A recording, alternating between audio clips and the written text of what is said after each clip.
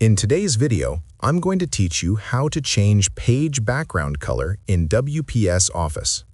Changing the page background color is a simple way to personalize your document and make it more visually appealing, especially if you are reading or presenting content directly from your mobile device.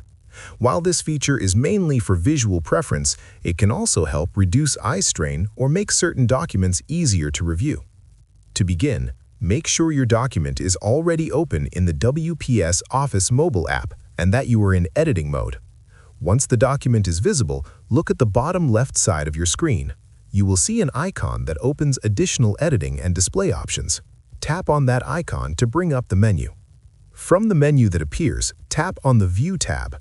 This section controls how your document looks on the screen rather than the text itself. After opening the View tab, scroll down slightly until you find the option labeled Page Background. This is where you can customize the background of your document. When you tap on Page Background, you will see a selection of suggested colors. You can choose any of these colors by tapping on them, and the page background will change instantly.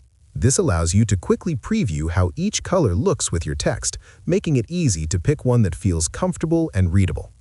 If you want more color options, tap on the three dots located on the right side of the color selection. This will open additional colors that are not shown in the main list. While the number of extra colors is limited, it still gives you more flexibility to adjust the background based on your preference. In addition to colors, WPS Office Mobile also allows you to use an image as your page background. To do this, tap on the image icon within the page background options. This will open your device's image selection where you can choose from the available images stored on your mobile phone. Once selected, the image will be applied as the background of your document. After setting the background, take a moment to review how your text looks on the new background. Make sure the content is still easy to read and not distracting. You can always return to the page background settings and make changes until you are satisfied with the result. Changing the page background does not affect your document's text or formatting, so you can experiment freely without worrying about losing any content. Once you are happy with the background, you can continue editing or save your document as usual.